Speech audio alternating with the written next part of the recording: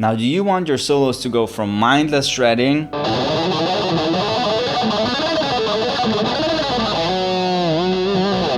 to epic melodies that your listener will actually remember?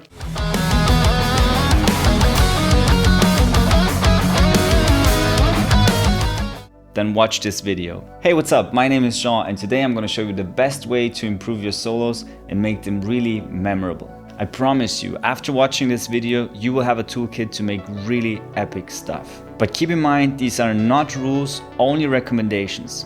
Something many players experience, especially in metal and rock: the scale trap. You probably know that. You practice scales for hours, but then when you try to solo, nothing really sticks out, everything sounds stale or it's just fast, and nothing is basically really memorable. And that's not because scales are bad, they're great, but there's something deeper going on. Scales are tools, they're necessary, and they give us the vocabulary that we need. The trap happens when the scale itself becomes the personality of the entire solo. Now, I love fast runs and they sound awesome, but without something to latch onto, the listener doesn't really have something to remember.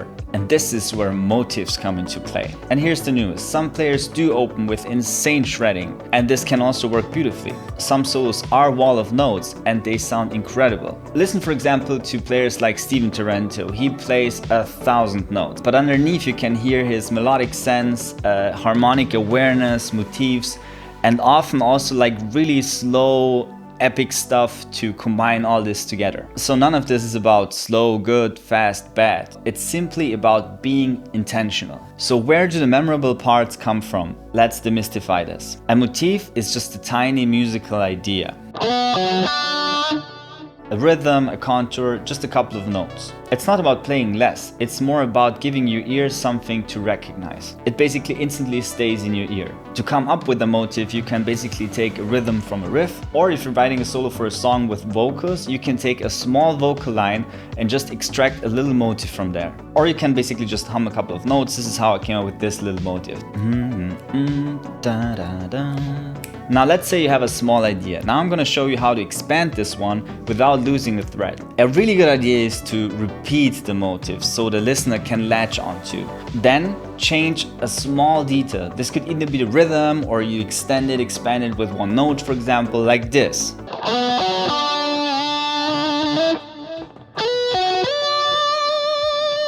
Tiny changes basically make it evolve. A really good idea is also to move it up or down the scale. In this case, this would be something like this.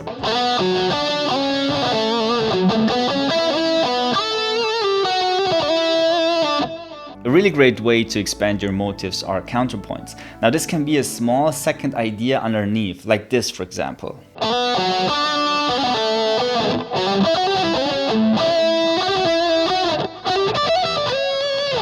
Don't underestimate articulation, like bend, slides, vibrato, and basically everything that falls into phrasing. These small changes give your notes more emotional weight. Even the first small motif that you found can be changed so much with phrasing. For example, you can play it like this.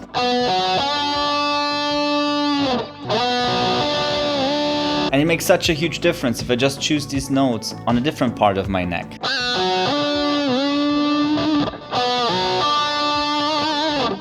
Now, technique is fun, but without any direction, even the coolest ideas can feel too random. Keep in mind, this is not about restricting yourself. It's more about giving your speed and your chaos and your expression a kind of skeleton to grow from. You can also shred in between those motifs.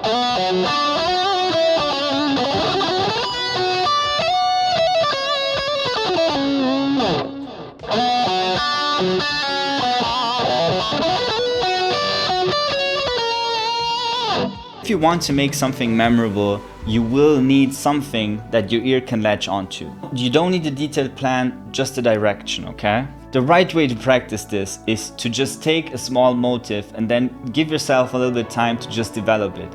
Don't think too much about scales, don't think too much about runs. This is something that you can add on later. I'm also working on a follow-up video with practical tips to spice up your solos, especially if you're recording them. If you're watching this later, you will find it on my channel. Don't forget to subscribe and to like this video. See you in the next one.